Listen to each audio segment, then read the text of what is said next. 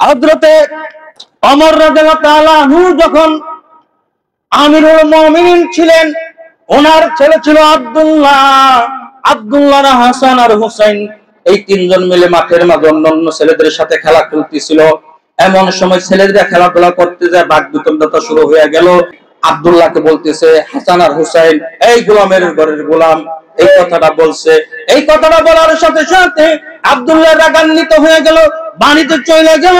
যে এবার তার পিতা হযরত ওমরকে বলতেছে, পিতাজি গো, কি আজকে মাঠের মাঝে খেলা খেলতেছিলাম, হাসান আর হুসাইন ছিল, খেলার মাঝে বাকবিতণ্ডা শুরু হওয়ার এক পর্যায়ে হাসান আর হুসাইন আমাকে কর্কশ বাজায় গালি দিল, গোলামের ঘরের গোলাম। এত বড় দুঃসাহস হাসান আর হুসাইনের হয়ে গেল। পিতাজি এর বিচার চাই।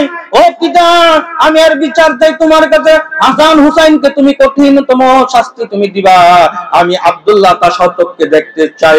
এবার আমিরুল মুমিনিন বলতেছে, কি এত বড় সাহস, হাসান হুসাইন তোমাকে গোলামের ঘরের গোলাম বলল, ঠিক আছে এবার এলান করে দাও, আগামী শুক্রবার জুম্মার নামাজের পরে হাসান এবং হুসাইনের বিচার। এবার এলান হয়ে গেল, হাসান আর হুসাইনের বিচার হবে।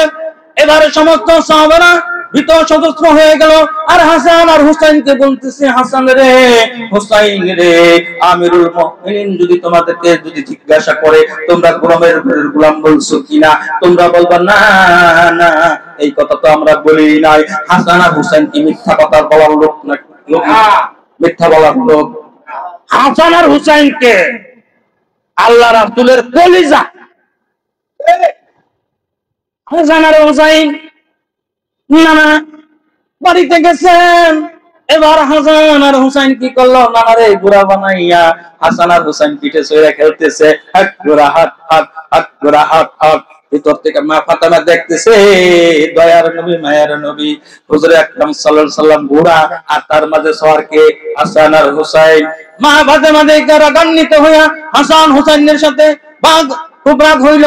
কত বড় সাহস, তোমরা আমার পিতাকে, আল্লাহর নবীকে তোমরা গোলা বানায় তোমরা সওয়ার করতেছো। আল্লাহ রাসূলের মনটা খারাপ হয়ে গেল, মুখটা মলিন হয়ে গেল। জিবরাইল আইসা বলল, ইয়া রাসূলুল্লাহ, হাসান আর হুসাইন যখন আপনাকে ঘোড়া বানাইয়া তার উপরে সওয়ারে যখন খেলতেছিল, স্বয়ং আল্লাহ তাআলা সেই দর্শকে তা উপভোগ করতেছিল। সুবহানাল্লাহ। সেই হাসান আর হুসাইন জিজ্ঞাসা, সবাই বলতেছে আমিরুল মুমিনিন যদি তোমাকে যদি জিজ্ঞাসা করে বলবেন না না, গোলামের ঘরে গোলাম বলি নাই। হাসান আর হুসাইন বলে, বিচারের সময় দেখা যাবে কি বলবো না বলবো। কন্যা সুবহানাল্লাহ। এবার বিচারের সময় সমস্ত সাহাবারা অন্যান্য সবাই সমবেত হইল। আমিরুল মুমিনিন হযরত ওমর বলতেছে, হাসান আর হুসাইন কি আছো? হাসান হুসাইন বলতেছে, লাব্বাইক আমিরুল মুমিনিন, আমরা উপস্থিত আছি। কন্যা সুবহানাল্লাহ। বন্ধুরা আমার, বাবির মনোযোগ। এবার আমিরুল মুমিনিন প্রশ্ন করতেছে, ও হাসান ও হুসাইন, আমার ছেলে আব্দুল্লাহ তোমাদের জন্য বিচার প্রার্থী হইছে। তোমরা নাকি খেলার সময় আমার ছেলেকে গোলামের ঘরের গোলাম বলেছো, কথাটা কি সত্য না মিথ্যা? এবার হাসান আর হুসাইন বলতেছে, আলবত সত্য, আব্দুল্লাহ আপনার ছেলে যা বলছে সত্য কথা বলেছে, এর মাঝে কোনো মিথ্যা কথা বলে নাই। হ্যাঁ, আমরা দুই ভাই আপনার ছেলে আব্দুল্লাহকে গোলামের ঘরের গোলাম বলেছি। কন্যা সুবহানাল্লাহ। এবার আমিরুল মুমিনিন বলতেছে, হাসান রে, ও হুসাইন, মুখস্থ কথার উপরে কোনো ফতোয়া দেওয়া যাবে না, মুখস্থ কথার উপরে কোনো কিছু করা যাবে না। হাসান হুসাইন রে, তোমরা যে গোলামের ঘরের গোলাম বলেছো, এই কথাটা তোমরা দস্তখতে কাগজে লেখা দিতে পারবা কি পারবা না? হাসান হুসাইন বলতেছে, যেটা মুখে বলছি সেটা লেখা দিতে ভয় কিসের? তুমি কাগজ আর কলম দাও, লেখা দে রে ওমর।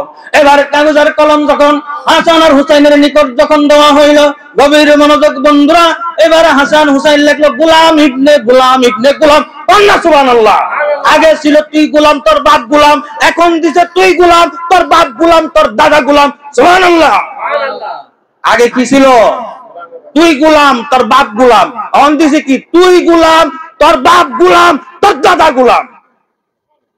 এবারে আমিরুল মুমিনিন দস্তখত হাতে নিলেন, নিয়ে যখন দেখলো গোলাম ইবনে গোলাম ইবনে গোলাম, এই লেখাটা যখন দেখলো, দেখার সাথে সাথে আমিরুল মুমিনিনের মুখটা মলিন হয়ে গেল, মাথাটা নিচু করে দিল, দুইটা চোখের পানি জোর জোর করে পড়তে পড়ল, দুটা চোখের পানি দিয়ে বক্ষ জমিন বাসতে রাখলো।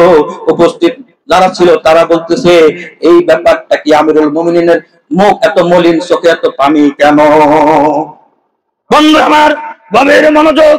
এবার আমিরুল মুমিন উপস্থিত সাহাবীদেরকে উদ্দেশ্যে বলতেছে, ও নবীর সাহাবীরা, আমার সাথী ভাইয়েরা, শোনো শোনো, আমি ওমর যেদিন মারা যাব, তোমরা যারা জীবিত থাকবা, আমি ওমর যেদিন ইন্তেকাল করব, ইন্তেকালের পরে আমার কাফনের সাথে হাসান আর হুসাইনের এই দস্তগতটা তোমরা দিয়ে দিও। এই দস্তগতটাই হবে আমার মাপের চিহ্ন। তাবি কন্যা সুবহানাল্লাহ।